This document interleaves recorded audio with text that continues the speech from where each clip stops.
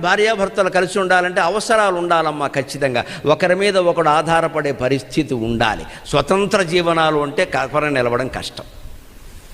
ఈవిడ లేనిదే ఆయన గడవని పరిస్థితులు కొన్ని ఉండాలి, ఆయన లేనిదే ఈవిడికి గడవని పరిస్థితులు కొన్ని ఉండాలి. అది కల్పించుకోవాలి పనిగట్టుకొని. అప్పుడు ప్రేమ పెరుగుతుంది ఖచ్చితంగా. నేను ఇవ్వకపోతే ఎవరిచ్చినా కాఫీ తాగడు మా ఆయన, అదో ప్రేమ చాలండి, నీకేం అక్కర్లా, చాలు. ఇంకా ఊళ్ళో వాళ్ళు ఎవరో ఇస్తే మనకేమైనా ఉపయోగమా?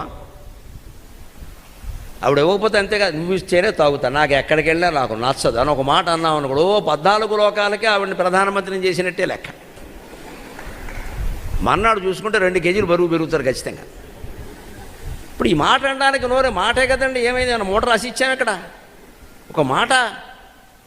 ఇవాళ ఎక్కడికో వెళ్ళాను, భోజనం బ్రహ్మాండంగా ఉందని నేను చెప్పాను అనుకో, ఆవిడ ఏమంటుందండి వెంటనే, అక్కడే ఉండపోయారా, ఇక్కడికి ఎందుకు వచ్చారు, బాగుందే, రోజు పెట్టి